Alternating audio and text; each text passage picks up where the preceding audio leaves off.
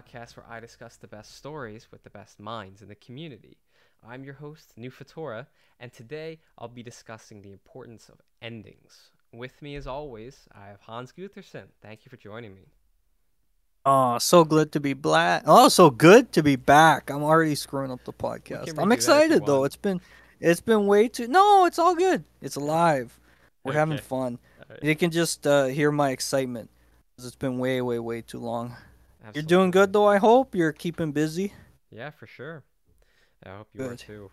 Sounds like you're. Yeah, I always am in some ways. But Yeah. like you said to me before, there's so many other things in the world, games, books, movies, all of which have endings, generally speaking. So we'll Yes. have lots to talk about, including some of our stories and writing wedgie stories, which is always a favorite topic of mine. So I'm glad to be on. Thank you for having me back. Absolutely. Well, so the last episode of this podcast was about the importance of stories in general, and undeniably, one of the most important aspects of any story, no matter the medium, is the ending.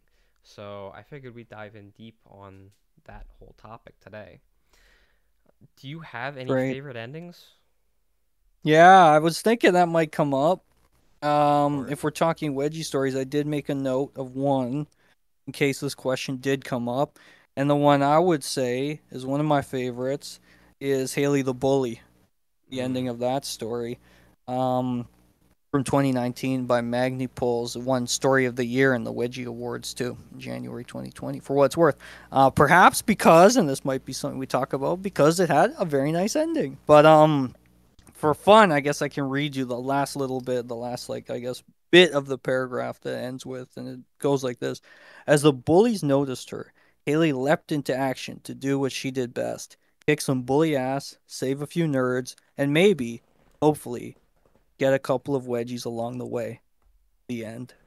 hmm. I just love that. I think that's super fun ending. But when we talk about endings, there's obviously a lot of points, especially in serialized wedgie fish fiction, like we're probably going to be talking a fair bit about, where it's like how much of an ending is the ending? Where does the ending begin? In the Yeah. case of Haley the Bully, the whole final part 5, I think it um, is incredibly significant and in itself, all works toward a beautiful ending. It's not just that sort of last paragraph, which is very fun and very light and sort of sums up a lot of the story, as well as, reinforces that great twist that comes in the ending and is one of the reasons it's one of my favorite endings. But I mean, just generally, with the ending of Haley the Bully, there's that final revelation. And I suppose off the top, because we're talking about endings, we should tell people like this is gonna be a very spoiler heavy, I Oh, imagine, absolutely. episode of the Best Book Club, Thousand without a percent. doubt, since we're gonna be talking about endings. Yeah, So spoiler alert for I don't know how, what exactly. thing, what all. Just Yeah, just be everything. There's gonna prepared. be so many spoilers. Yes, exactly. But as I was saying, there's that final key revelation that changes what we know of Haley, namely that she's secretly a fetishist, right? And it really cements the story as a love letter to the fetish, which is how I've always described it. Plus, it has some really fun hallmarks. We get this boss battle. We get, the self sacrifice, which is the truest mark of any hero. We get all that in this final part. So I think it's just a lot of fun, and there's a lot of great action and tension and excitement. Tension, double entendre, I would say, too, for wedgies. Just getting that out of the way as well. So that's one that sticks out to me as one of my favorite endings. What Yeah. about you? Do you have a favorite ending? Well, I have a couple. Um, None honestly that really jump out to me immediately from the wedgie community, wedgie fiction. But before I say I wanted to. There's I have an idea of like a quantifiable way of like what is the ending, at least for a serialized story or a novel. I would say that the final part or chapter of whatever that is would be the ending, in my opinion. Mm-hmm. Um, That makes sense. Harder to say for things that run on time, like TV or movies or anything, but Yeah, yeah. In TV, you could argue it's the final episode, but yeah, I would in say that. animes, for example, if there's a final arc, Right. or if there's some final couple episodes that are cliffhangers, then I suppose again you could look and say, well, these last couple are the ending, but if you wanted to complicate matters, you could say, well, maybe it goes further back, or if you start at the ending, is that your ending? If you show the Right. ending, obviously maybe not. You could say the thing that comes at the end. So I mean, there is philosophical and I guess questions we could, but we obviously don't have to get into. Um, by any means. But I like your definition. For stories, it's easy to say, this is the final part, no matter how long it is, and some of them might be very short, or some might be very long and have a lot happen in that final kind of post. But I think that's a great way to sort of think about this Yeah. to simplify it. Yeah. So my favorite endings I get really just the endings to my favorite pieces of media in general. Cowboy Bebop, Donnie Darko, and a YouTube movie called Pretend That You Love Me. Just Mm, for entirely separate reasons as well. It's hard to. I don't know if there really is a way to just narrow down to a single definition what makes an ending good, because good is such a subjective thing, not just between different works, but how different people see the same thing.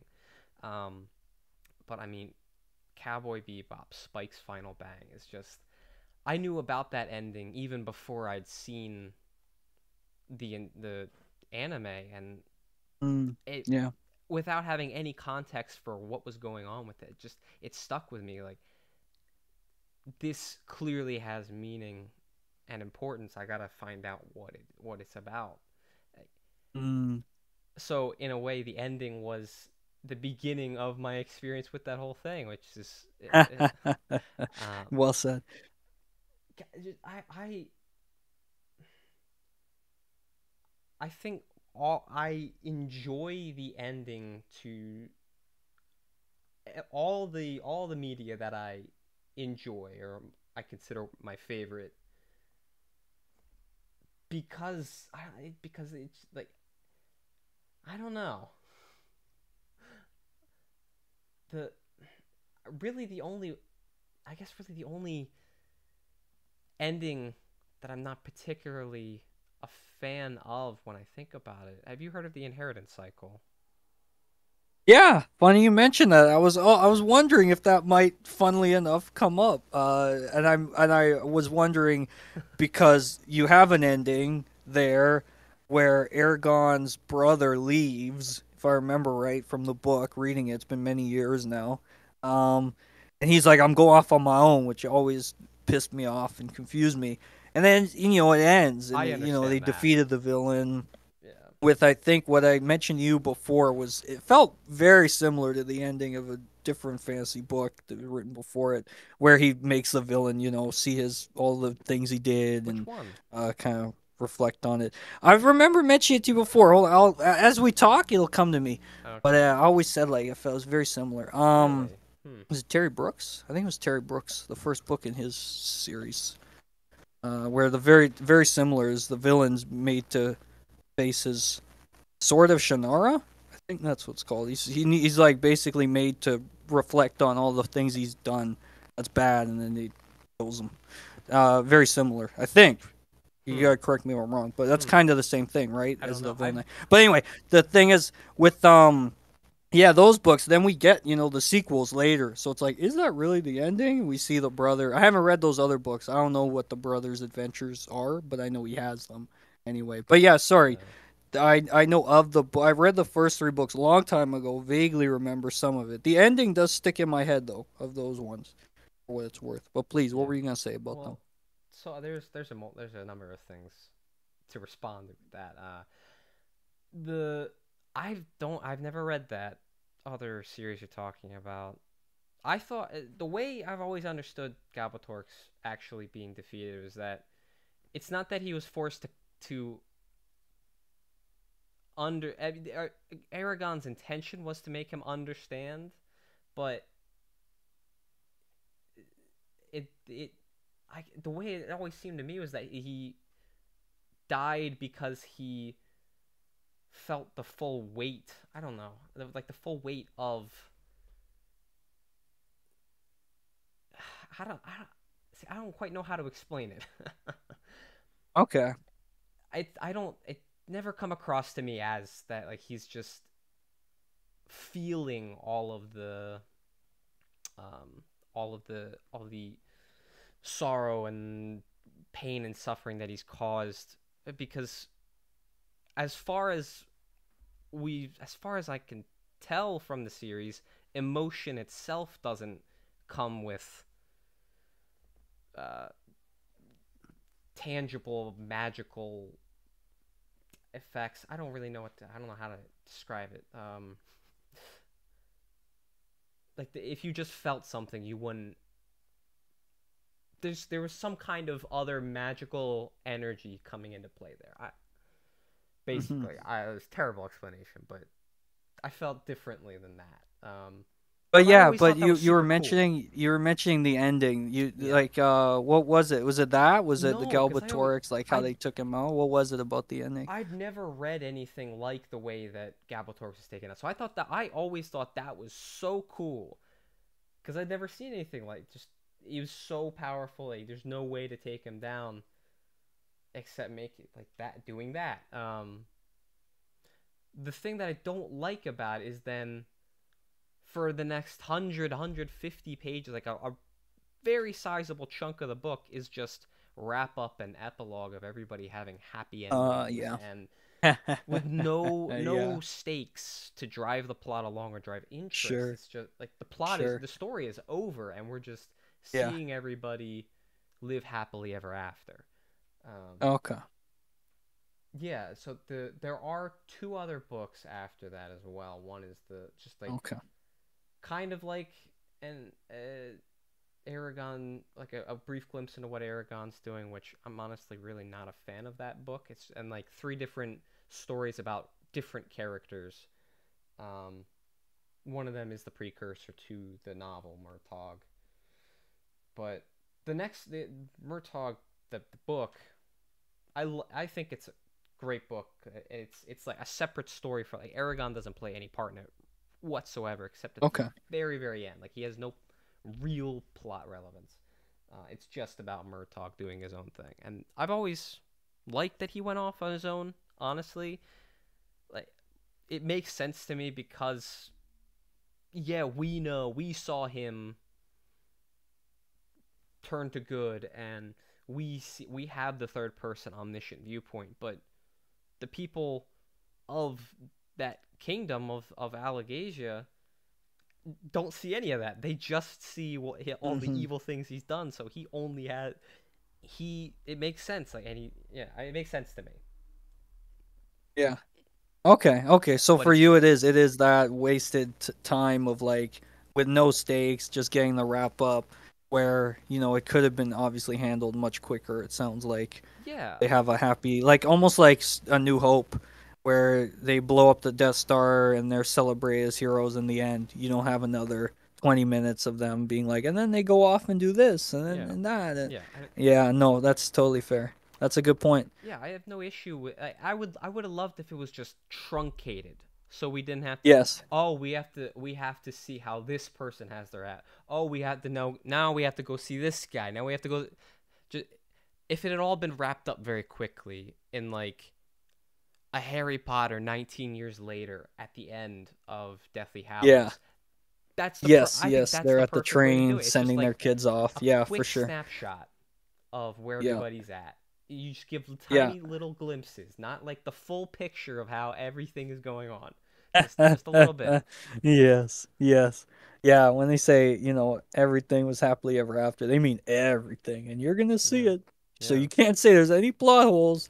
Here's everything. Yeah, no, Yeah. totally. That can be exhausting. Obviously, you don't want things left open that need to be explained or closed, like what happened to this important element that, you built up, but some ambiguity is good, which is funny because you mentioned Donnie Darko and you mentioned I don't know about the Joel Haver film, the YouTube one you mentioned, because I Mhm. haven't watched it, Oh, you unfortunately, although I gotta love Joel watch it, man. Haver. Oh, it's And the third one you mentioned, oh yeah, Cowboy Bebop. I know, like I said, Cowboy Bebop. I know of, and Donnie Darko. I've seen, although my memories aren't as clear. as I'd like. But interestingly, when you mention those, I think about how, and you might not agree, but it feels like there's ambiguity in those endings. Like what happened to Donnie? Was the whole thing a dream or something? Was he dead? Um, and with Cowboy Bebop, isn't that also the argument that like it was all a dream and Spike has Hmm. been dead or something? Isn't that, have you heard that theory? Yeah, Is that absolutely. making sense? So Absolutely, I've like heard that. that, so is that something though you find like, if I'm not totally off on ambiguity, maybe you disagree, you don't think there's that there, but if there is ambiguity, you think, is that what appeals to you, maybe like having some stuff left open, being able to think about it? Potentially, but I don't think necessarily it's just. I don't necessarily think I gravitate towards ambiguity necessarily, but if it Okay. comes along with something, then it can be good. Um, but the thing is, I don't think there's really any ambiguity in either of those two things. Okay. It's not outright stated that Spike dies, but it would kind of make everything that happened pointless if you really look at the story of Cowboy Bebop from Spike's perspective, which is like that's one thing I absolutely love about that show is that depending on which main character you look at it from, it's an entirely different story. But Spike's story, everything leads up to him dying from the very beginning. Everything leads up to him dying.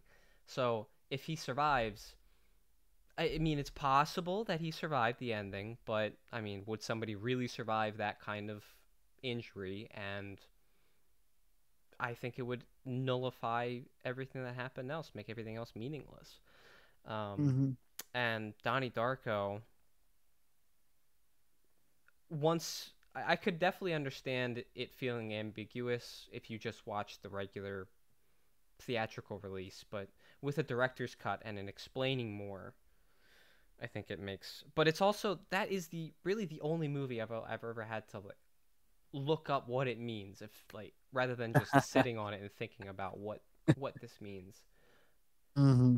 because he does have Robert Kelly, genius for that story, but he does have a decent amount of terminology that you would not it's not present in the movie to how that it really helps understand what's going on.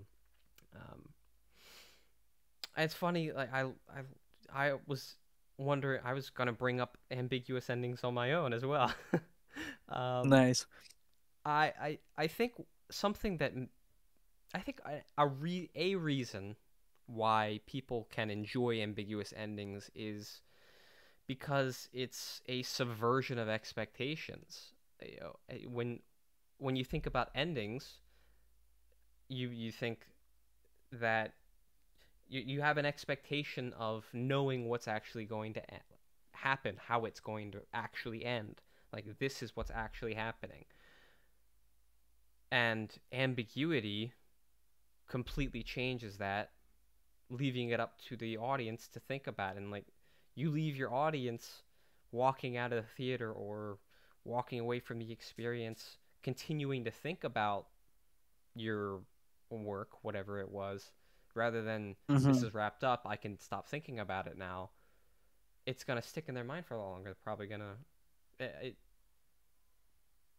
I guess something that really drives cultural interest and is just people talking about things, people thinking about it and wanting to discuss like Sure. this. Yeah. I think you're right. I mean, an example of a film that I wish the ending had been more ambiguous, and I won't spoil it too much because it's kind of significant, is a movie from 1987 called No Way Out, which is a remake of an excellent noir film that's not very ambiguous but great storytelling, called The Big Clock. Its ending is not ambiguous, unlike No Way Out. Um, but it's basically Kevin Costner plays a spy of a sort, and he has to basically stay ahead of an investigation that's going to see him get in trouble because he's kind of accused of something. And it's this cat and mouse kind of game where he's kind of in charge of the investigation, but has to not get caught in the middle of it. Although stuff starts pointing to him, there's a significant twist and reveal at the end of that movie that is meant to sort of recontextualize a lot of his decisions and the things he did and who he is. The problem is some of the dialogue makes it pretty clear why he was doing things, where he sits in this world. And a part of me wishes that they hadn't made it that explicit to really point you to this is why he's doing what he's done. This is who he is. It's like, why do you have to say that? Because now I don't wonder. I don't have to think like, oh, Mm-hmm. was he really worse than we thought, or was he a better person? Was he doing it for altruistic reasons or selfish reasons to protect himself? And the fact they sort of reveal too much, despite it being the surprising twist and there's some ambiguity, it could have gone a lot further. So all that just to say, ambiguity, I think, as you rightly said, can really open up a story. It's something you can really discuss and say, no, I think this is what happened, or that's what happened, compared to just like, oh yeah, you saw that movie, that was a cool fight scene, and then it ended. When there's some surprise, when your expectations are subverted, in the case of like, the usual suspects or something like that, where, Yeah. nowadays the twist and reveal is so omnipresent and everybody's Everybody seen the knows it. clips, Yeah. even if you haven't seen the movie. At the time, watching it, or even when you think about it and you watch the movie and you talk about it, just how they craft it, and you don't expect that to come really. Yeah. And the fact, and this sort of goes back to one of the first things you were saying, is like, even if you know the ending, if it can still hit you and it's still impressive, like that's really good. If you Absolutely. don't know it and it hits you, that's great. But if you already know it and it can still impress you, you can still get rocked by it. I think that's a really good, like a really good mark Yeah. of a good movie. And there's a lot of ways they can do that. And we can be a bit more specific because, like you said, what is a good ending can be subjective. But I think there's elements that we can point to say like, this is some objective kind of points about what makes an ending okay or better. Like, is stuff wrapped up, or is everything left open in a way that's unsatisfying? I think is one objective way to say an ending is good, but I'm getting into whole other territory with Well, that. I would say rather than I would say the objective form of a good ending is an effective ending. It you Mhm. Mhm. like Yeah. it's you can't really deny when an ending is effective. You can debate whether an ending is good. I think what I really like about ambiguity is when an ending can be viewed as ambiguous, but you have enough clues along the way so that you can firmly decide on how you feel that it actually happened rather than it's just we don't know. Yes, I would agree. I hate the movies that make such a point of confusing you and saying, "Oh yeah, this didn't happen and that wasn't real," and then the movie sort of ends. And the only takeaway I ever have for movies like that is just like, well, what's the point of trying to figure it out? Because like Yeah. none of that might have been real. And It I'm never a huge fan of those kind of movies when they're handled in that manner, where it's like you could argue, sure, maybe it all was real, and a lot of times that's the point is something separate. But and there's an example I'm trying to remember the name of, but it's a movie that's relatively recent with I think Kit Harington was in it, and it was about a woman who's like just had a baby, and she's dealing with a lot of postpartum depression and really struggling with this child and her life being changed. And then it gets weirder and weirder where she's, things are happening and you don't know what's real and what's not. And clearly it's supposed to be a story about postpartum, but by the end you're like, what did any of that happen? Like, mhm. did she crash his car? Like, blah blah blah blah blah. And you're just like, you buried the message. You overcomplicated what could have been a powerful story about this important topic with a point of like, what am I supposed to examine in that? How do I discuss this and like without being like none of that was real, or I don't even know where to start. So Yeah. it certainly is frustrating for me, and I don't think that's like an effective, not just ending, but when you're going to tell a story in such a way that the whole thing is ambiguous and your ending is obviously going to follow on that.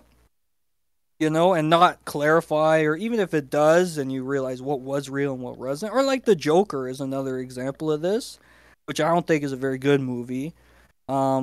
And the same thing, it's like what was actually real in that movie. And again, the Joker it's not a superhero movie. It's obviously an homage to some Martin Scorsese movies like King of Comedy. Um, but you watch this and you're like, what the hell was real? Like, did he actually, rile up the entire city? Did he actually kill some people? Because there's this ambiguity there, and you're just like, I don't know how to enjoy this in the same way Huh. as if it was clear to me what actually happened. Well, that's a beautiful example of what I said earlier. Like two people looking at the same thing and seeing something different. I think it's a great movie, and I don't really see too much ambiguity there, honestly. I think I I I guess like right at the very end with the whether he actually killed the ward, but it seems like it was it seems like he actually did everything else up to that point. I mean, they did uh, the way I view like the whole when you look at like how they showed Arthur filling in the gaps before with that woman, like, and then you go back later and you see how she wasn't there at all for any of those things. I like to me that says that that's when Arthur comes back to reality fully. And so everything that you're seeing after that is him looking at life from reality again, whereas he was able to live in a bit of a happy delusion for a little while. Interesting. Yeah. So it's kind of I guess that's an interesting thing I think that we've uncovered here then. It seems like endings are endings with ambiguity can be very frustrating. The endings that you're seeing with ambiguity are frustrating, and I'm those endings that I don't see much ambiguity in them, and so I enjoy them. So maybe we don't enjoy ambiguity. I mean, one. It's the type. That's the thing. If I know, if I can understand it, if I can say, like the usual suspects, if it's clear to me that entire story was a lie, for example, as we know it is usual suspects, the whole story's a lie. He's just telling this lie, and this man. That's totally fine. Like that's um, and or in the case of like a Rashomon, where we get several different stories of the same event, different perspectives. And what that movie really is like an examination of truth and its analysis. And like I said, a lot of Mhm. times these movies they're about something else other than the story. And Rashomon is obviously, a philosophical look at what is the truth, how do you determine it, can you ever get to it, and reasons you can't, sort of thing. But there, it's like I would rather just be able to say that than play the game of like, oh, but which story is the real story? And then Mhm. sometimes you can do that, as you did with Joker. You can say, yeah, no, here's the point where it's real, and other stuff wasn't. Um, and if you can do that, and that's cool. But for me, it's like I'd like the ambiguity to be in a way where it's like that's maybe the point and it's effective in a Mhm. way. If more of the Joker was ambiguous, maybe like if we knew none of this was true, because that's the thing with the Joker.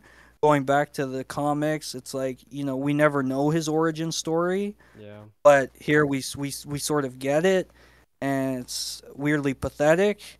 And then he's all of a sudden, inciting this huge riot, but then we see him in Arkham, and we're like, wait, what?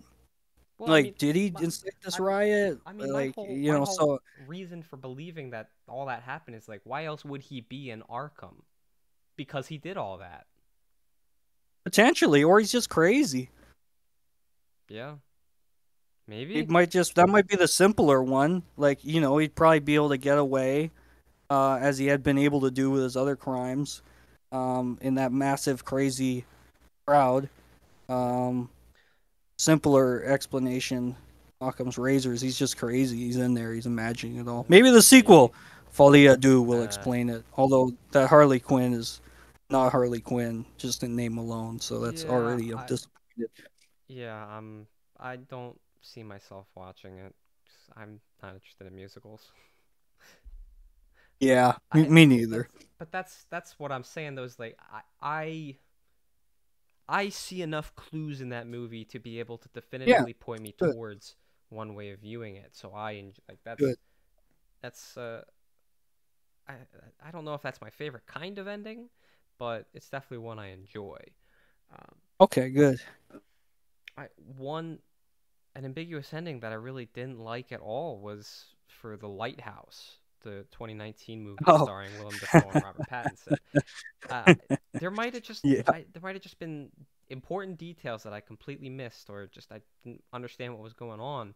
But I just the fact that that Pattinson's character showed up, is dead, and like all the craziness that happened right before, Yeah, it just felt completely out of nowhere, and it sure. felt very disconnected. So I was just left wondering what was the point in even paying attention. Yeah, and I guess that's kind of the point. Is it about isolation? Is it about when you put two men together for such a long period of time alone? Is crazy stuff going to happen? Robert Eggers is sort of known for those kind of wild endings, though. If you haven't seen The Witch, I highly recommend it. I think it's No. probably his best movie. Um, it's set in like the time of not pioneers, but I guess early America, and it's about this family, and strange things start happening, basically, and it has this kind of wild ending, where the stuff that was happening, you realize, oh, that was all real, um, and it's kind of cool in that way, and it's some stuff's ambiguous for sure, but it's there's clues in some ways, as you mentioned the Joker, I Hmm. guess example. There's some clues, and you can look back on the film and say, oh, it was kind of leading in this direction. Um, and it's quite shocking in some ways, the ending where you realize, oh, all this stuff that you didn't think was actually real and was maybe whatever, actually was real. So, yeah, better movie than The Lighthouse, I would say, and better ending too. The lighthouse ending, I barely even remember. I remember the two It's of them singing and dancing in the lighthouse and the mermaid stuff. Yeah, it's In the just like lighthouse. It's so they're shocking. they're just hanging out because the ship is late, and then it goes back and forth between them being the best of buddies and then beating the shit out of each other, like Mm, they're just insane mood swings. yeah, And then Pattinson's character kills Defoe's character, and then he leaves, and then it cuts to his naked body being picked at by crows. Like, what the fuck happened there? I don't. You got yeah, me. exactly. And yeah, you probably don't feel like, as you noted, wanting to even pay attention, or what was the point, if you're just gonna have the rug pulled out from under you. Um, Yeah. And that's not really what you want. You want, as you mentioned, effective, and that's a great word for it. Something that, if the movie leaves clues, it's going to deliver on those with a payoff that's fitting. Well, I I mean, think that's pretty fundamental. if we define an effective ending as just one that's had an impact, then that was an effective ending because it had an impact on me. It just happened to be negative. Yeah, So I don't think. certainly. I wouldn't define it just by having an impact, but if Yeah. yeah, like if it leaves you with something, if you go around talking about it, like you mentioned, and talking about it, other people go see it. Maybe that's what they want. Maybe Yeah. that's good. But certainly doesn't mean we would enjoy it. Yeah. Uh, But I think well. two ambiguous endings I think that really worked. One was for Inception with cops totally straight. Mm-hmm. But once I Yes. saw it, Yep. Yeah. I started seeing that ending as it's not ambiguous, but it's viewed as ambiguous because people aren't looking at the little details.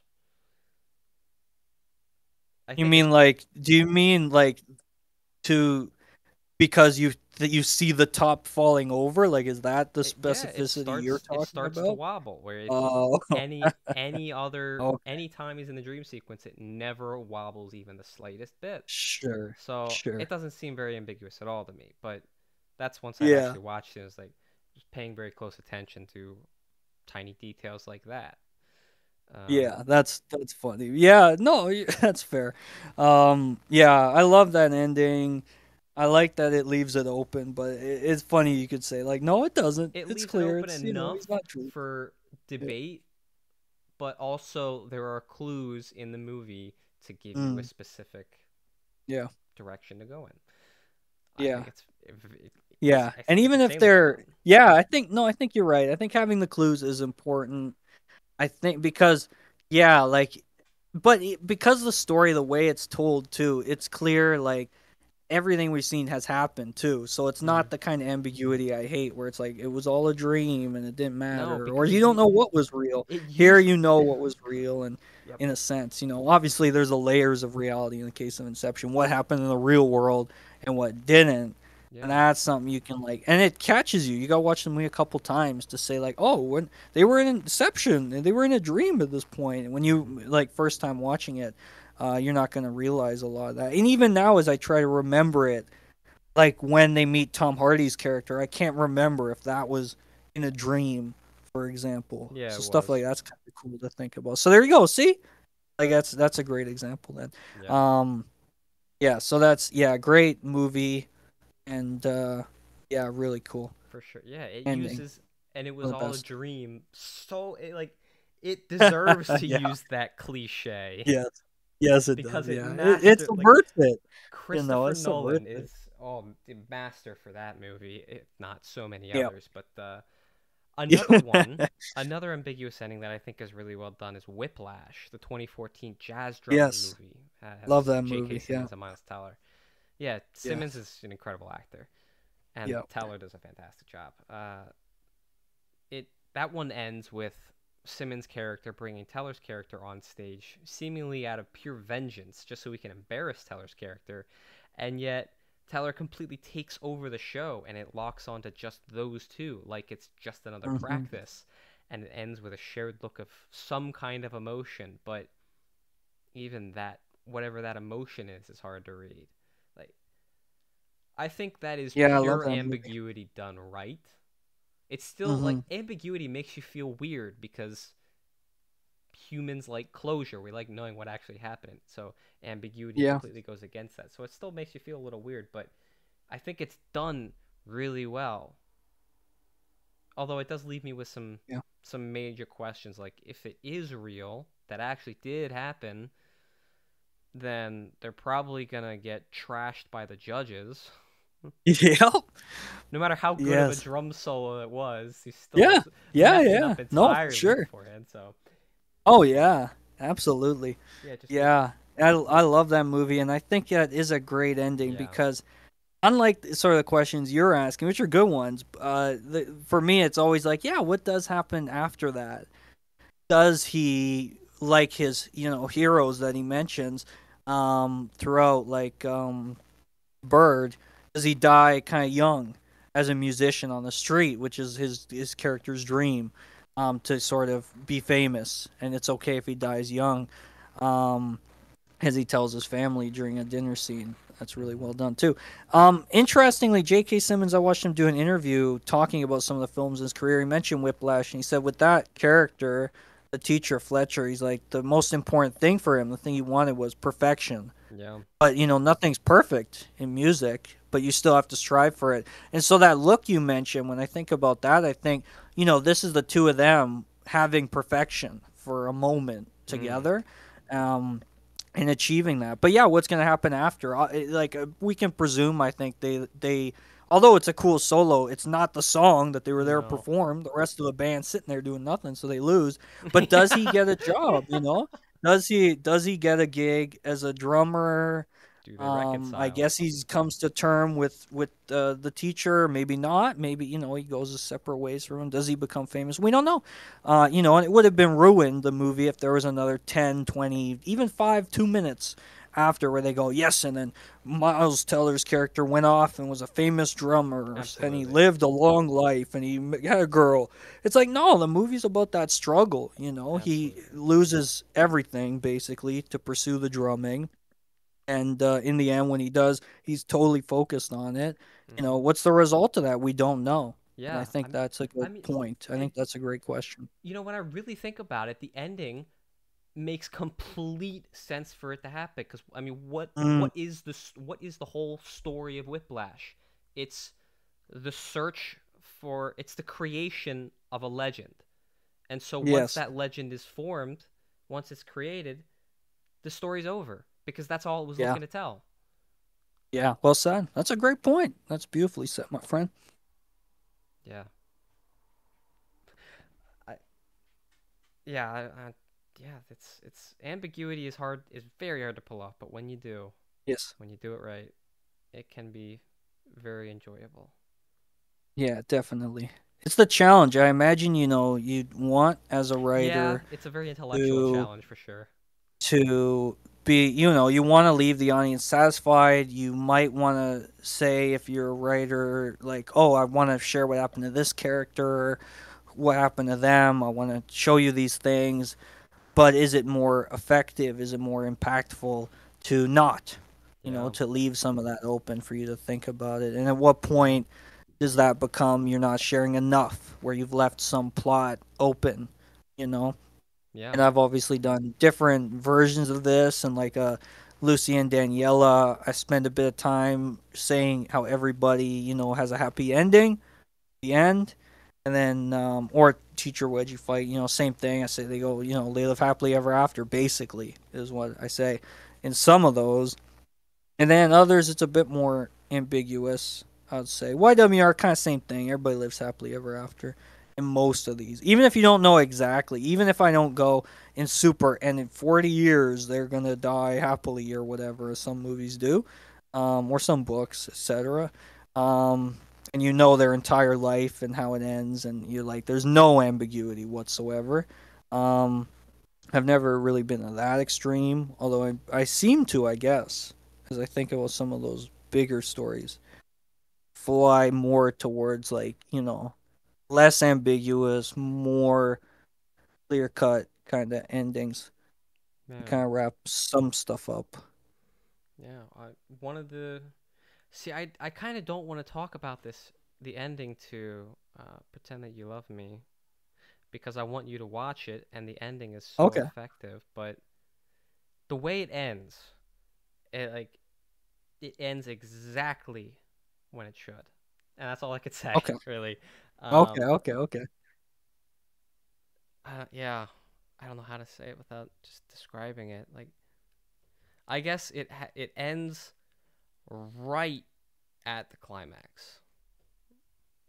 Like, Okay. Interesting. the moment the climax is resolved, the movie ends. It's one of the best ways. It's one of the best ways I've ever seen somebody leave people wanting more. Yeah.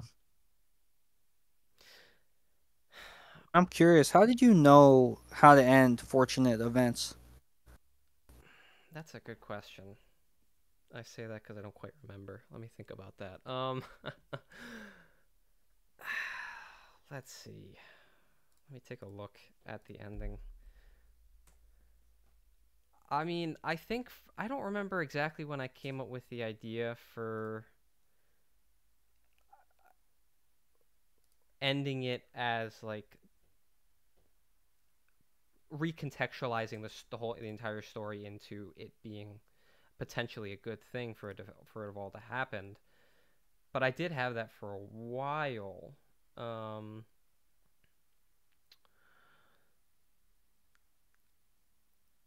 I can you ask your question again?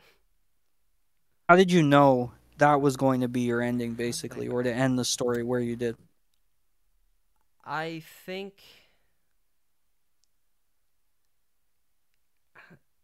I mean, it kind of was just one of those things where like I just I just knew it, but there is more to it than just that. But it was a big part of it was just kind of like as when I had the flow of ideas and structured the general outline, it just made sense to end it right like just when I mm, that God, that is a really good question. I'm not entirely sure because it's definitely one of those things I felt rather than thought about. You know what I mean? I do. Yeah, I do. Yeah. I think it probably formalized more once I saw Joel Haber's movie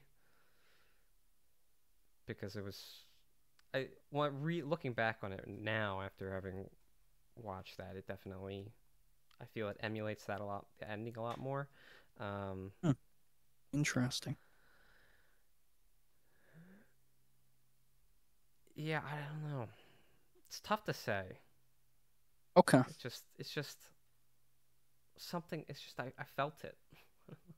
It's just Yeah. an ending that I Yeah, if felt. you'd like, we can talk a bit about it because I mean, it's this beautiful scene of Riley alone, and it's sort of how she starts the story alone, but she wants to be with people. She's a very different person at the end. Beautiful, of course. I always love when you get sunlight washing over, her, as you say there, and this revelation that maybe things did turn out fortunate, and obviously the name of the title. So it feels like a very romantic way to end it in the best way possible. It's very melancholic. Um, I yeah, you I know think so. I I think think so. Yeah. what really I think what really set it in stone, like this is how I wanted to end the story, is I Mm-hmm. had you absolutely know how like you'll just get ideas for scenes, just like a snapshot of a scene that you want to capture. Yep. That ending, there was I this once I got the art commissioned for the very ending. That's when I knew because like that Oh, scene was what I'd pictured in my mind, but seeing it visualized, that's when I just immediately all the context was building right away. yeah. Yeah. And maybe we stumbled on this idea that maybe endings, at least for you and myself, maybe we're the only ones, but I kind of doubt it. They are something you sort of just know and feel as you picture a story, as you outline it, as you kind of think about the scenes. It just doesn't really go on beyond a certain point in your mind. Perhaps for reasons you know, perhaps because it's obvious that this is a point it needs to end Mm-hmm. because there's no more conflict, because they've resolved it, because it's at a point where they're moving on, as we see sort of with Riley here, and to continue it would be unnecessary. But then other times it's just like it. We could have gone on any longer. You could have kept it going, but there's a point where you just instinctually you sort of understand the story's done, and this is it for the characters. And I guess maybe that's always going to be different for the story and the writer, obviously, things like that. But it Mm-hmm. might be just something that's harder to know and to explain, perhaps, Yeah. than maybe other elements. Like, oh yeah, I knew where this idea came from, and I guess you might know where the ending came from too. But always that question of, but why didn't you end it a bit later on in the story, or why not earlier? Obviously the answer could just be the story wasn't done then, but how do you know when it's done or should be done? And I guess you maybe never do, Again, this philosophical thing about endings, which is Yeah. weird, but interesting. Yeah. I don't know. I mean, yeah, it is extremely hard to. I think it's very hard to define when you're creating something how to tell when it's the end. At Yeah. least in everything that I've created, I've kind of just ended it when it felt right to end. Mhm. Mhm. Sure.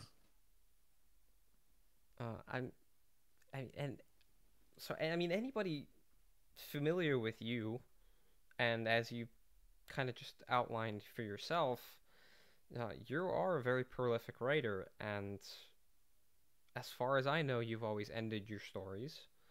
So Yeah, is there a way? generally. I Yeah, mean, pretty much. is there a way or like a style of writing an ending that you gravitate towards?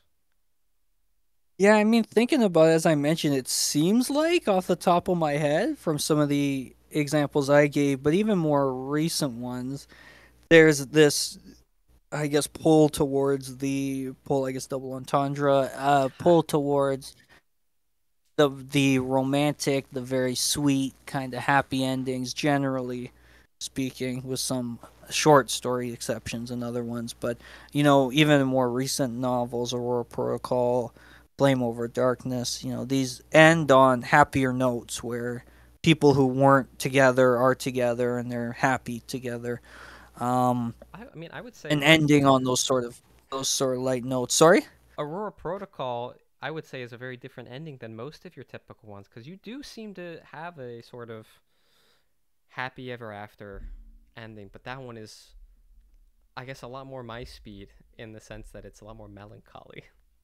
It is. It's tinged, and that was Yes, deliberate. yes. Michelle Melder, who I wrote that one with, and Flame Over Darkness, or Dulling a Knife, which is much happier.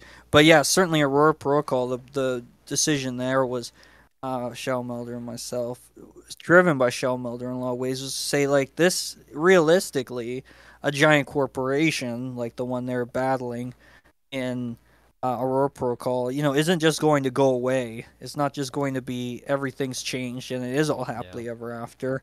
There might be, as Shadow said many times to me, just a token change of leadership and things go on the way they would before. And so that was something that tinges it, that cynicism, that kind of melancholy, as you said, I think rightly, a sort of sad realism to Mm-hmm. it that you don't see in a lot of the other ones. And some are ambiguous. Some of the stories I've done, like diving into a wedgie, did they survive? Did they not? You know, and I don't know if people like those endings as much or the ones that are just fun and people are happy, like talking wedgies, where they just sort of people are just laughing and smiling and going off into the next thing in their lives happily in that one, stuff like that. So yeah, it's such a, I guess, philosophical sort of wild thing to think about. I guess obviously you probably start from this point, at least I do, where you kind of picture the story, you outline it, you think, okay, this is where it's going to end. Um, I mean, it's funny because I'm writing two wedgie detective mystery stories at the moment. Somehow, kind of at the same time, which is not what I expected. Even though one's a sequel to the first one, but they're kind of happening a little bit at the same time. And so it's kind of clear, like, okay, I wanted it to end at this moment where they're basically, without spoiling anything, leaving the scene, I guess, of the first where the first story set. They're leaving, and I thought just recently, it's like, oh, I guess they can hint that they're gonna go on vacation leading into the second story. Um, but even that idea of a vacation was an afterthought. It's just like, yeah, there's gonna be a final little tiny reveal, and they're going to just sort of leave the location and go on. The tone of it, I don't know. I guess it'll be sort of happy, but stuff like tone, you usually comes up organically as you're writing. It's difficult, and I don't know if it's advised to sort of plan all that ahead of time, or themes of that nature. It's because it's. I think that can get in the way of the writing. It's easier to let that kind of flow, and you discover it as it comes, and it will. Um, but yeah, I think as I said, to stop my ramble, it's you sort of have a picture in your mind of where it makes sense logically to end, and I think it's important to stick to that because you could just say, "Oh, well, what if I keep it going?" or "What if I turn this two stories into one super long story?" And it's like, no, I think the first instinct of ending it where it makes sense to, where the conflict's resolved, the character's able to move on from this. It's almost like the ending of a paragraph. When you move on to a new thing, you can Mm-hmm. break it up, and that's, I think, a pretty clear example here. like Riley's next story, I think, she's at a point in fortunate events, things are done. She's able to kind of move on to something new and fresh. And I think in that way, it's a good ending to have it where it did and not any longer or even shorter, where she hasn't come to this kind of revelation. Yeah, I mean it I don't know how much I was consciously thinking of it, but uh, it's sort of a very similar story structure, I suppose, as like a season 2 episode of The Office, Mm, where okay. it's a spark of hope in a sea of darkness. I Mm, guess I really enjoy that. I don't know what you call it. I guess sad realism, to use your term. hmm. I don't know. Yeah. It's hard. Yeah. It It is realistic, though. You're right. Like, it after is. what Riley's been through, to just be like, oh, and it's the tone of the story too. You're telling a realistic story where the stakes matter and they have quite an impact on her life. If it was a different story, if it was a Lucy and Daniela, say, where it's like it's a lighter tone, dramatic things might happen, but always with that cartoony sort of bent to it all. And that's fine, to end it on this note of, and everybody's happy and they're friends and wedgies forever, are the best. Well, it Um, it fits perfectly for Lucy and Daniela. Exactly, exactly. But in the case of a fortunate events, if you said, and then she went off and there was more wedgies, and all was happy, you'd be like, that doesn't really fit. No. Not with Riley and her story, No. not with the change she's gone through, and where she started from. You know, um, so tonally, I guess that's the important. And it's an element too to remember as well who the character is, the tone, the what's happened before. Because endings cannot exist in a vacuum, obviously. So Yeah. yeah, that's all going to feed in, I guess, to where you can end the story, and where you maybe want to. Yeah. I'm not. I can't 100% say this, but it seems like the best endings revolve around the characters in some way. Like, Is it sort of like, because when you say what you say, I think about it. I think endings that follow the character's growth. By that I mean, like, yeah, it in the realizes a case of character fortunate arc, events. or Yeah, realizes a character arc. Yeah, that's a good way to sum it up. yeah. Because you could have the ending, but if it doesn't coincide with the growth of a character in some ways, yeah, I think it still could be good, could be interesting. Um, I guess a basic example might be, I don't like to sort of knock on Marvel because I like some of their movies, but I guess to simplify and blanket generalize, I mean, I guess some of these kind of, I guess, Marvel superhero movies where there's a lot of action and excitement, and it ends with the boss battle, like I guess the Avengers, for example, and Mhm. then Tony sacrifices himself, but not really because he's fine, and then they have shawarma in the end, and that's the end, right? Arguably there's good character growth there because Tony, he does this act of self-sacrifice, and they do sort of come together as a team. But because it's this ensemble, and if we're being a little unfair to the Marvel movies, which I do like a lot, you could argue there isn't that same sort of character growth that's being followed. There's no realization of arcs really in that example for the Avengers, I guess, because it's an obvious one. So yeah, I mean, yeah, ones that, if your story is very character driven, if you're following Riley in Fortunate Events, for example, yeah, it makes sense to me to really end where you do in that moment where she's really the focus and she's the only focus. Compared to, I don't know, if you had a whole group of people and you're getting all of their backstories and everything that happened to them or something, I think you lose some of that kind of potency and some Mhm. of the power there in some ways. Or if you just didn't have the arc, if you didn't have it recognized, if it's like, she walks out of the courthouse or something, or she just is like, that really was some fortunate events, and you're just like, what? That doesn't hit the same way, That sounds like a sitcom when it, ending. Yeah. So exactly, like again, tonally, if it doesn't fit with the character, Yeah. but I think certainly, yeah, like we know to bring it back to the community for a moment, and this is something we can talk more in detail about, but just the idea that in the community, characters are so fundamentally important to readers, Yeah. and I think that's true outside of the community as well. I think universally, that's what we're looking for. Yeah. The plot can be really interesting and really drive you like Inception because it can be super creative and clever. But it's I guess the characters that hook you in and keep you engaged and really make the plot worth watching. I would Yeah. argue.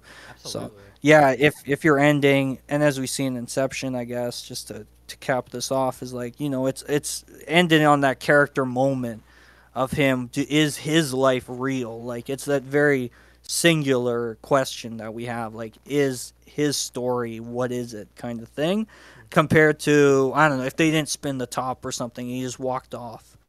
And Yeah. you could maybe wonder, is all of this real? Is any of their lives real? But they focus in on a person in that arc, and as you note, if you see the top wobbling, you get that arc of he's now in the real world. He's chosen to live there, and he's Yeah. accepting, everything that sort of comes with that But I would say compared to being in the dream. the totem wobbling isn't the realization of Cobb's character arc.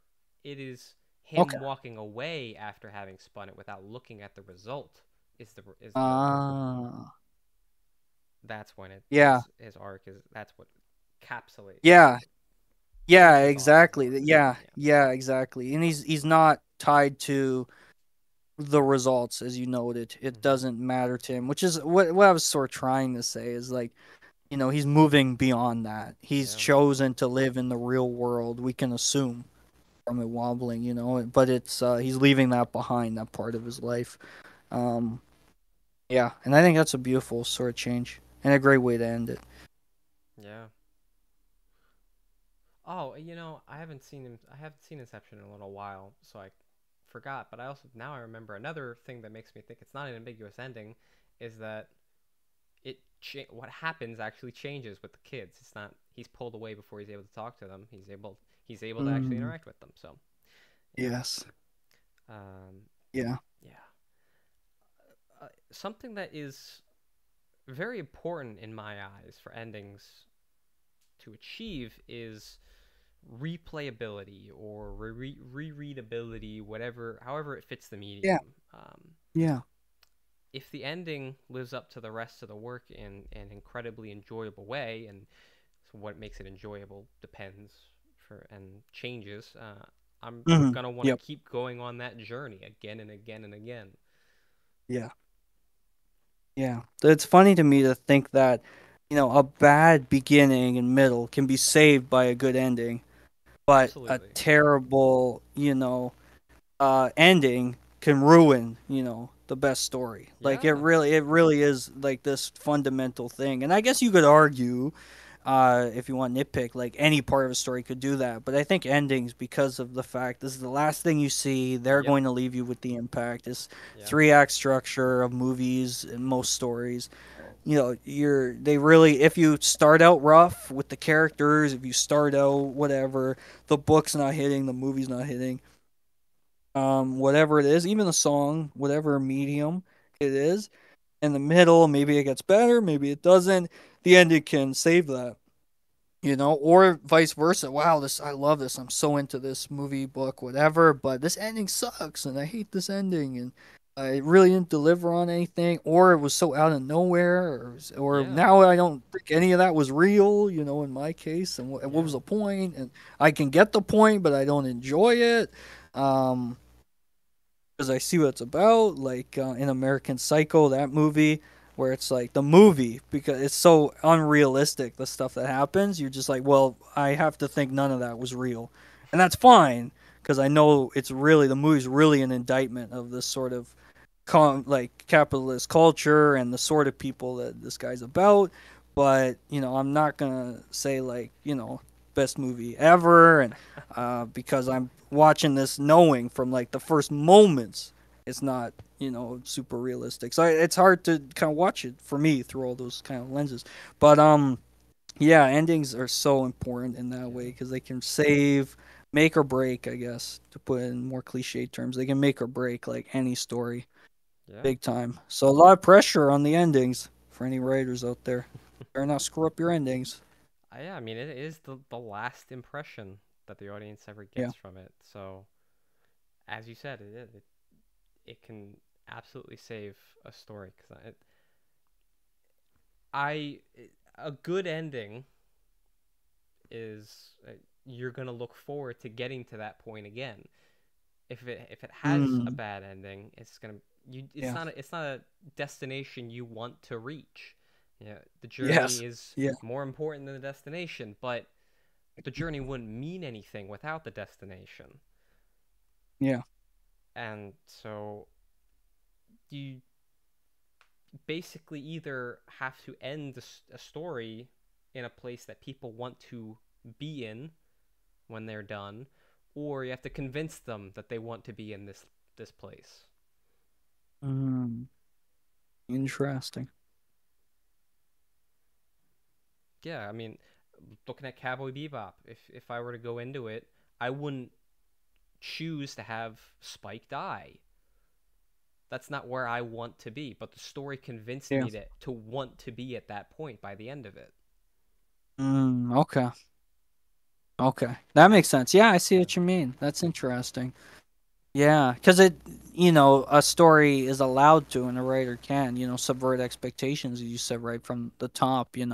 There might be a very obvious ending you want, where every character survives, but there's many reasons why they might not, and it's a writer's job to make it clear why this happens in the way it does and why it matters. yes, To and what is the result of these decisions, for you as a reader, and what does that make you feel, and what's the final experience like, the entire package, compared to if something were another way, and why is it still enjoyable even if it isn't what you expected or wanted. It's subverting expectations in a way that's enjoyable and not yeah, just disappointing, because you go, oh, I really expected that, I really wanted that, that's what I was sure it was, and you pulled the rug out from under me.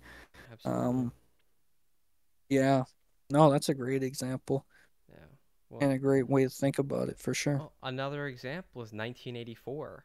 I used to Mm. absolutely hate that ending when I first read it for high school English class, but Hmm. now it's my favorite novel due in large part to that ending. Okay. It's not Yeah. happy, it's not fulfilling really. No. It's a Yeah. story No. where the villains win. And that is Yes. what made me, once I started actually thinking about it like a mature adult, and I started realizing not all not all stories have to end with the good guys winning. Yeah. That's when I realized, like, yeah, this it's that this writers have a power, really, Yes. Yeah. Yeah. They do, but and it's it can so change the easy to way you mess see up. the world. Yeah. Yeah.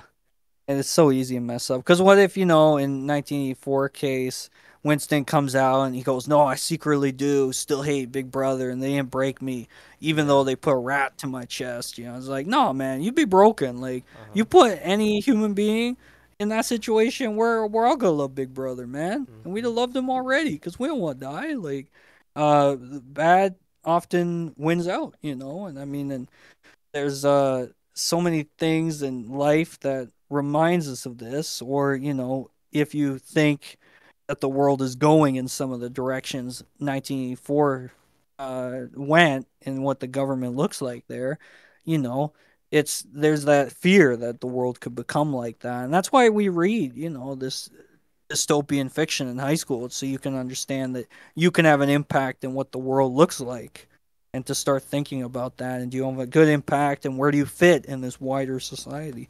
Yeah. um and in Winston's case, it's like you accept the status quo, and and what happens when that collapses. So yeah, great ambiguous ending in that sense, because it's like, what happens next? Did they ever get free of it? And in a way, it doesn't matter, which is good, because it's like, Yeah. well, Winston's Well, stuck in this world like a I mean, Twilight Zone episode.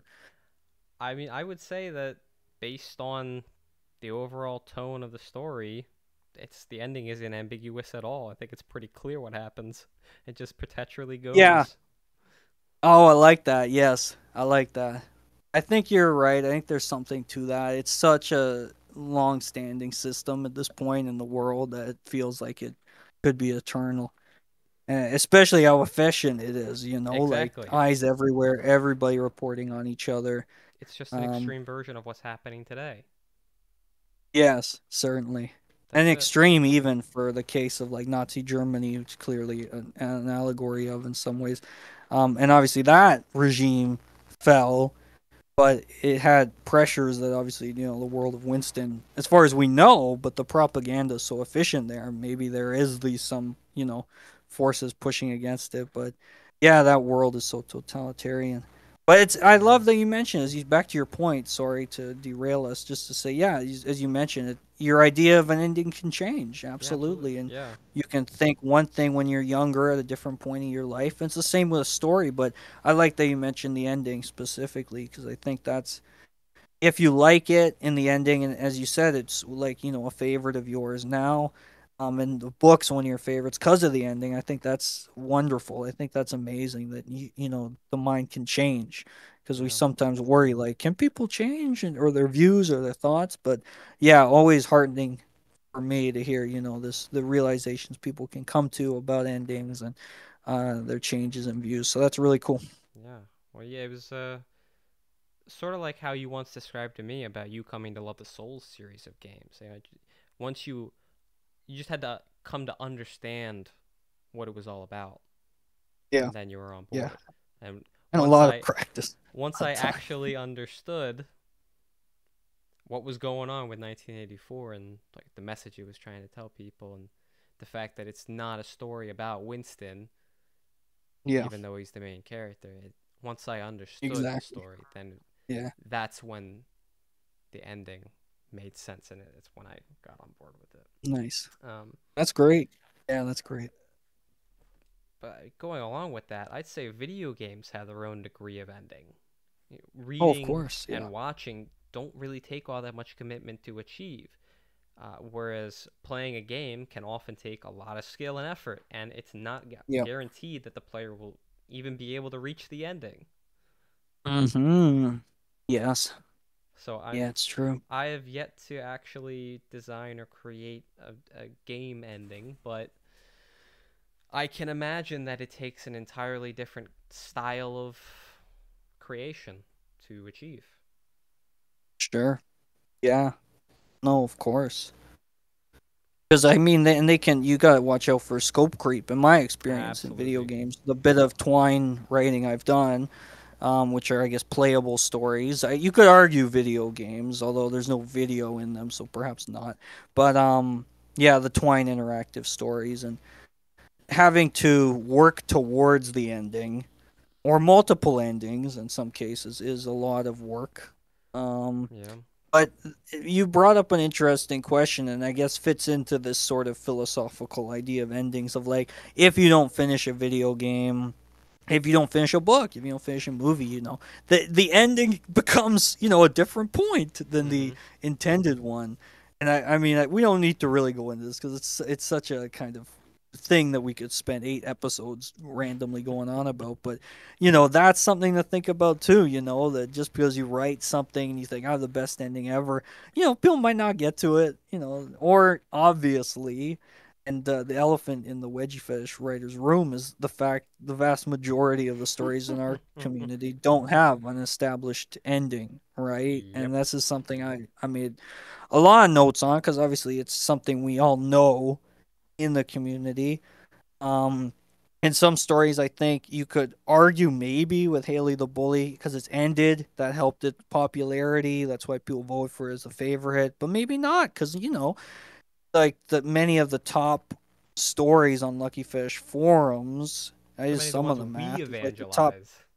Yeah, exactly. The top 20 most viewed threads.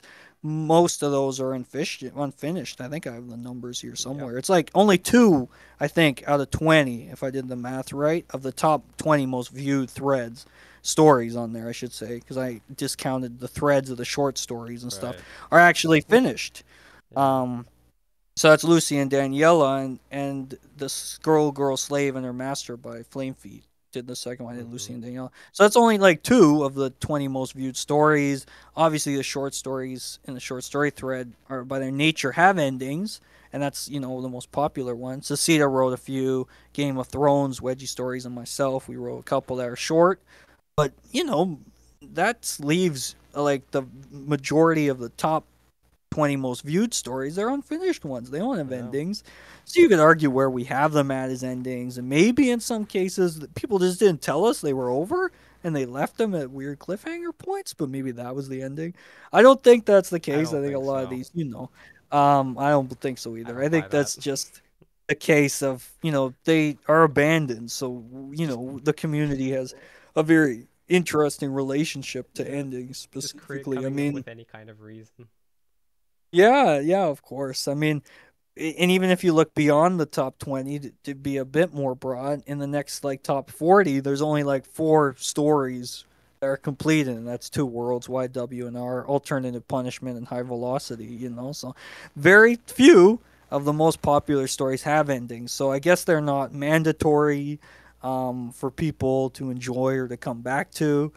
Um, Well, really, Maybe you could argue that. I mean, we know most of the community, when asked, as we said characters is their most important thing for them in reading and enjoying a story. It's what they said. Um, but nobody said endings in Arc Times poll from 2016. Like, not a single person said endings was the yeah. most important thing for them when they come to read and enjoy a story. And that's like more than 300 respondents were there.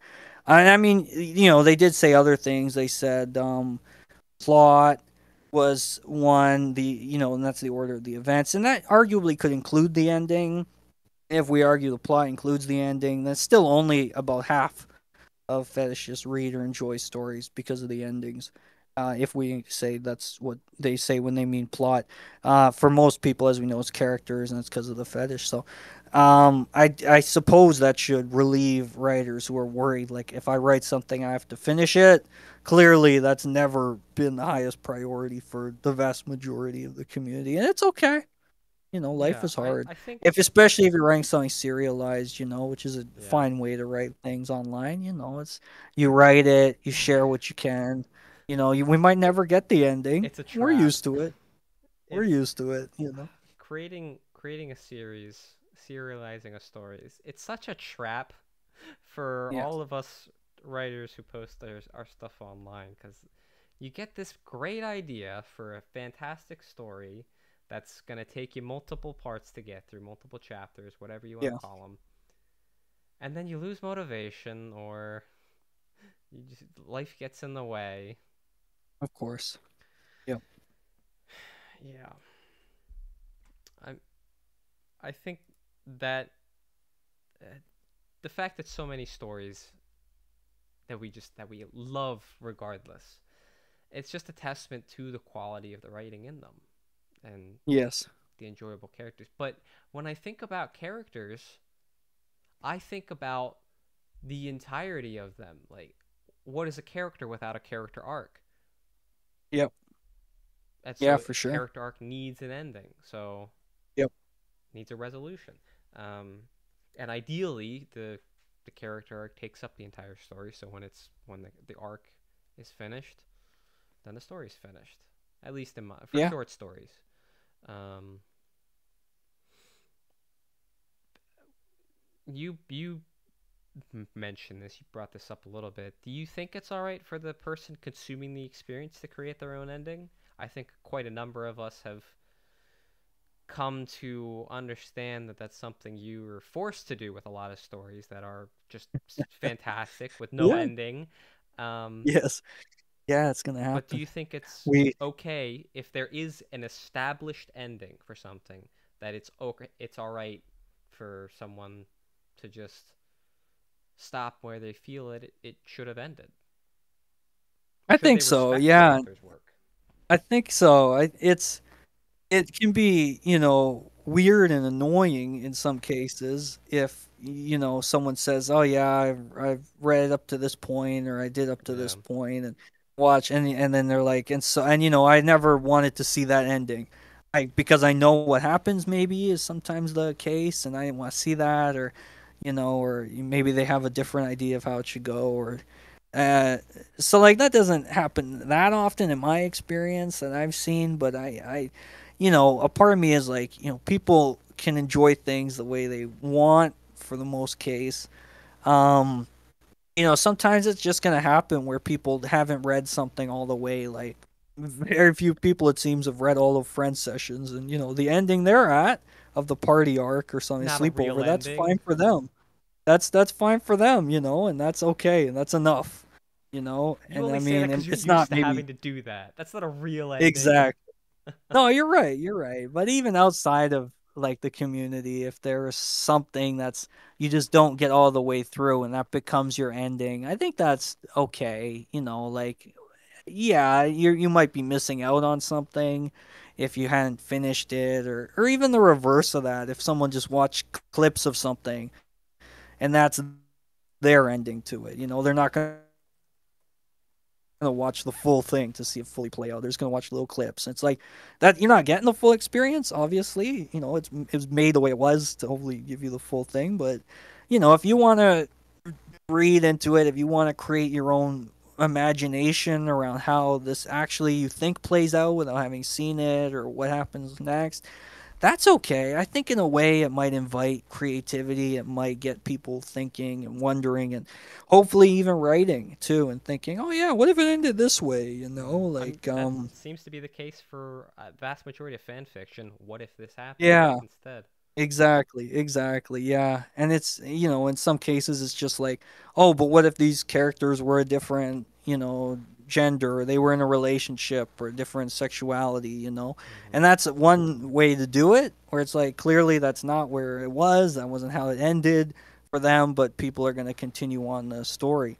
And I think that's a place to start for sure for creativity. And if that gets you thinking and writing and even just wondering and being creative, whether that's putting a pen down to paper or not, or just thinking about it in a way you hadn't before, I think that's wonderful. I think that's to be welcome. But yeah, certainly, I mean, a lot of times as a writer who's written a lot, yeah, I'd love for people to finish my stories and let me know what they think of them. But I can't control people, and if they say, "Oh yeah, I read half of Lucy and Daniela, and this is how I think it ends, and I'm happy with that," okay, fine. I like my ending too, but it's certainly, I think, if especially if people can be inspired to go on and be creative in themselves, I think that's good too. Yeah, definitely. In some ways, I kind of feel like if there is an established ending, you should get to it at least with Yeah. like reading something or watching something, Mm-hmm. just so Yeah. you have a fully informed opinion on it. But I don't Yes. think it's Yes. necessarily required to. Um, Yeah. like Death Note, I really just not big on the ending. Same. I get that it's a fictional story, so legally the good guys are obligated to win, but I find so much more satisfaction, and I think the majority of people do, at stopping when light beats L and Kira reigns Sure. supreme.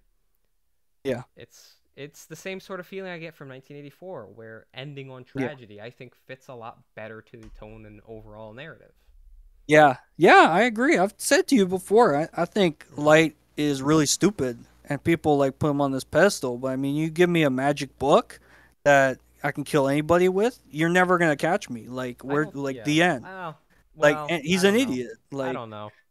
I think he's an I think idiot. he's a Like is pretty what it smart is. guy. He just has a crazy power. He hacked in cheat codes so he could win without trying. Yeah, and I mean, if you give any of us a book where we can write in a name, you're never gonna catch us. I don't But know. I light think a lot of is people kind of stupid. are too dumb to be able to handle that power. Because I mean, look at how the reason people love, at least one of the reasons that people love L is because of how logical he is, and his process of his lines of thought make sense for how people would actually think. Yeah, he picks up on crazy things that most people wouldn't notice because he's so sharp but you could pretty easily follow his line of reasoning, and We'll put it this way how then. he If you narrowed give things the down book makes to a sense. bunch of us idiots, we would never get caught. It's the I don't smart think guys so. who want to be smart and be seen as smart and overthink it. They're the ones who are going to get caught, because they're the ones who got to get involved in the investigation. The rest of us, we write a bunch of names in there, close the book, that's it. We I get don't. away with murder I think clean. most people This would guy, be able to, unless somebody was able to write it down one time and then let it go. If they were able to just use it a couple times and then never use it again, but as soon as there starts to become a pattern, then detectives have something to work off of. So exactly. I think You don't. most people would get caught if you continue to use it. Yeah, but Is yeah, that to your your point? point, I Is mean, that your yeah, whole the point? ending of it, the fact it is this happy ending. He gets shot. Of course, he gets shot by the guy who, was his kind of who looked up to him, who admired him. There's that I totality think to it, which that I like. I that love part is fine. totality. I love totality where, all the details do end up Yeah. mattering. But certainly, yeah, I would have liked it if he had gotten away with it, if it wasn't such a drawn out thing where, oh, now he's got these other equally genius, if not more so genius, Yeah. other detectives who are waiting in the wings this whole time, not helping in the beginning, but they come in later and then they solve it and they get them. And you're Yeah. like, why couldn't he just have killed some people and gotten away with it with the book? And then the Yeah. threat, you end it with the threat of, and if he ever picks up the book again, other people could die. It's Yeah. like that's cool, that's fine, but no, it's like everything's wrapped up in the end. So yeah, it's Yeah. not it's not as exciting to me. It's I I just really am not a fan of Nier and Mello as characters. Like yeah, how do you go from where do you go from one of the greatest battles between two characters? Let's double L. Let's make two of yeah, them exactly. instead. Just bring the character basically back, and it's Yeah. it's weird and It just unnecessary. felt, yeah, it felt Yeah, unnecessary, like some contrived way just to make sure Light wouldn't win in the yeah. end. Exactly. Yeah, it's no, not for me. Yeah. I guess it's a matter of what do you think the story of Death Note actually is about? I'm not entirely sure what I think the story is about in the very beginning, but once L comes into the picture, I see it entirely as the story of the battle between Light and L. Mhm. And Mhm. I don't think it the evolution that it tried to undergo with Nier and Mello just didn't work out. Yeah.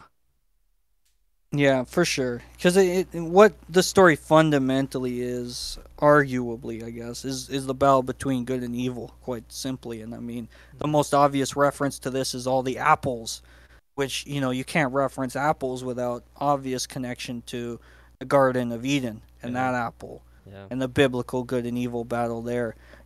So of course, their ending is that good wins in the end over evil, and it's like the most good character. This, the one who looked up to light, who was super innocent, and has to kill him, and that's how good triumphs over evil. yeah. But yeah, isn't it more interesting Well, and realistic that good doesn't always win? And I think it's true, especially when he's got a book that he shouldn't get caught using because he's got it. and it's not even Like just I him. mean, There are however many other Shinigami and notebooks exactly. out there. Like the ending Yeah, just and we doesn't don't know fit about any of really. them getting caught, right? Yeah. Come on, like something got to be wrong with this guy, but no one Well, I'm believes not me. I say this criticizing guy's Light an in that idiot. regard. I'm criticizing the ending for like when I really start to break down Death Note and think about it, the ending just doesn't make sense to me for it to Yeah. happen like that. Yep. Yeah. They wanted good to win, and so it does, and it's like just Yeah. contrived to Yeah. get there. Yeah, like the I guess you whole could have had something less contrived. Like, I mean, obviously, he spends a ridiculous amount of time going, "This is how I'm gonna hide the book." Blah blah blah blah blah. maybe he slips up, and he makes one mistake. I mean, as You know, ridiculous as that sounds for this guy, but I mean, like, it's not to a point. It obviously doesn't come realistic where this teenage kid is a super duper genius. It's like obviously and from he's that point, you're like that's I don't enjoy that character as much personally. Some people might yeah. love that. I The know some people do. They say, let me see the psychopathic, I feel nothing, super genius. the I way want no, me personally, I want the real people. the Show way me they someone who's realistic, who feels yeah. regret, who's using this book for a reason, but still struggles with it. Hmm. Like, we don't get that with Light. He's pure evil, and then L is pure good, and then hit Mello and the other ones, they're pure good too. And it's like it's just head to head battles with them, and you're like, where's the struggle? Where's the guy making mistakes and I don't almost know. getting caught? I like You're like, I there's like how light I like light. I don't see a problem with the way he acts because he's corrupted into evil. He's doing it with noble intentions to begin with. He's pure in the beginning, but then he's pretty swiftly corrupted by the power of the book. My If I were really gonna be fair to Death Note, I'm I'm I'm fine with the second major battle between Light, Near, and Mellow. I just absolutely can't stand two things about it. The way they introduce Near as somehow being able to put together the entire investigation that L and his entire team working with major police departments all over the world. Near was able yeah, to put together their entire investigation all on his own with no help and no technology. yep, Get the fuck out of here. That's legitimately impossible. You can't do that stupid, just yeah, because you're some stupid. super genius. No, He stupid. doesn't have the resources to do it. And two, I can't stand that somehow the near the whatever the team is called, the SPK is somehow able to swap the entire book at the like that twist of how they actually beat Light and um whatever his name is, Teru, whatever his Yeah, name yeah, is, yeah, yeah, something like that, right? somehow Yeah, that they were able to get the one up on him. I just oh, it's that yeah, it's that is the contrivance that I think ruins that whole thing to me. yeah, Somehow that yeah. happens, I but agree. yeah. I agree. I mean, going back to the creating our own ending, um, Yeah. it's really why I've abruptly just cut out things that don't have any foreseeable endpoint, like video games, MMOs, especially, and social media. Mm. There, Yeah. there's no exit, planned exit at any point. So Mm-hmm. it's just a model to keep going and going and going, and I don't think there's a single story out there that can withstand an eternity of telling, Mm. and not at some point go downhill. Interesting. Yeah. That's like Except ending. maybe the story of human evolution, maybe, which has Yeah, been going on since the beginning of time. yeah. I mean, But no, I know what you mean. Yeah, I know what you mean. And you said something interesting as well, because and you mentioned this earlier, the idea of the journey and the destination, and the fact, I think, as you put it, the journey wouldn't matter without the destination.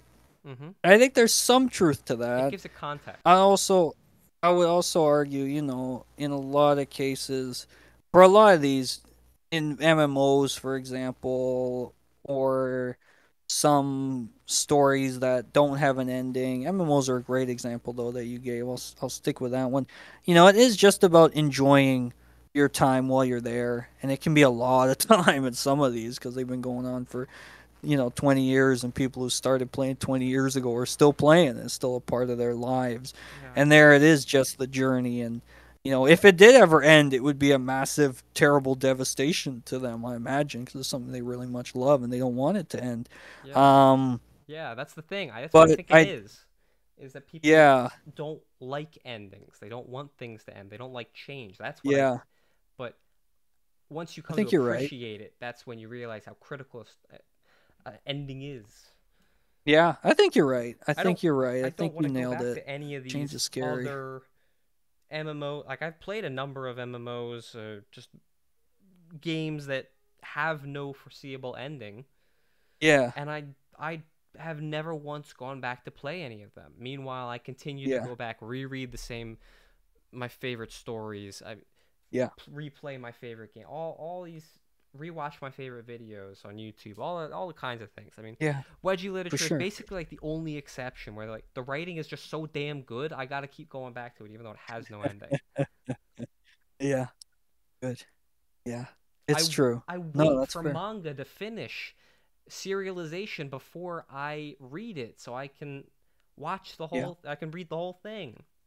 Yeah, yeah, you're not alone in that for sure. Or it's Yeah. TV series waiting for the whole thing to Yeah. come out before you watch it. I just don't It's watch not TV uncommon. anymore. Yeah.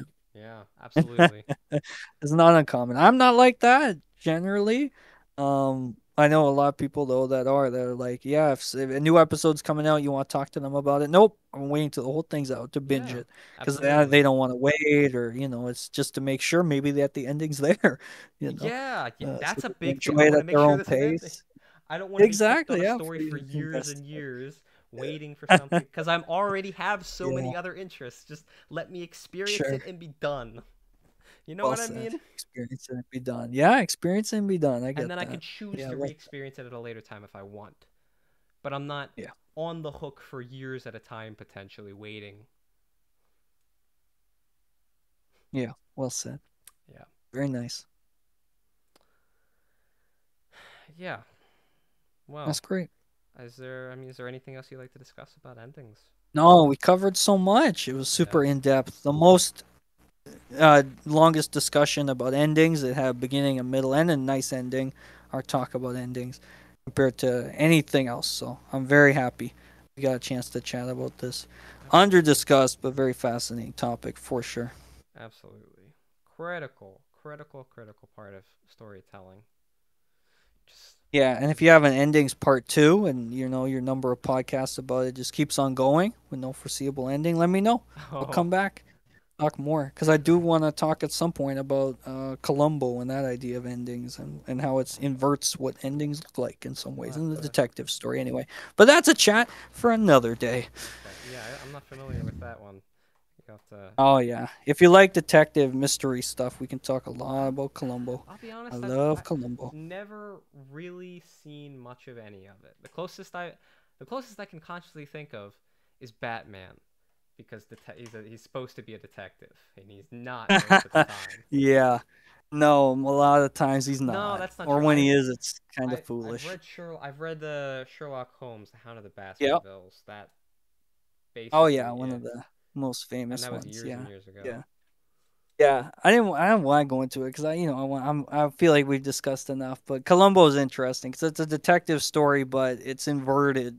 By that I simply mean you know who did it, you know why they did it right at the beginning. You see it in these episodes of this TV series that ran for decades in the U.S. on NBC, and then he did a bunch of TV movies, and it's a brilliant detective show. So you see it, and you, the viewer, knows, and then the detective has to figure it out, and there's some clues that are there, Hmm. and at the end you still have that great denouement, that conclusion where he reveals, some of the clues that we as viewers missed after seeing the crime committed. But it's still just such a great detective format. But again, the ending is sort of at the beginning, kind Oh, of, so you're saying kind like of. the ones where it like shows a shadowy outline of a crime taking place, that kind of thing? No, no, no, no. I mean, you see everything. You see Oh, the entire thing happen in the oh, beginning. And then the detective. So that's instead of, odd. how detective stories are called whodunits, this Yeah. format jokingly is called How Catch 'em. Because we, the Okay. viewers, see for the first 10, 15 minutes in these long hour and a half episodes of this series, Jesus, that is the long. murderer. a murderer, their motivation, them setting it up, all the That's steps they full take to movies. pull off these perfect murders, and then the detective for the next hour and a bit, he's unraveling it. He's finding the clues. There's stuff that we saw, and he's saying, "What about this?" He's asking him questions, and then in the final ending, there's still usually some big twist, surprise reveal that somehow, they still managed to pull off, even though we know how they did it and we Hmm. know what clues were left generally. So, like, that's really impressive. So, that's a really cool example of, there's still a cool ending where you still see a reveal like the typical detective, but you start from the place that usually you would end with in detective stories where you see how it's done, right? But you reverse it, and it's to great effect. Like I said, ran for decades in the U.S. Amazing, amazing series. If anybody likes Hmm. detective stuff, and they want to have some fun with endings, watch Columbo. Hmm. You said hour and a half. That's a long amount of. Yeah, That's a full movie. That's not a TV yeah, show. they are.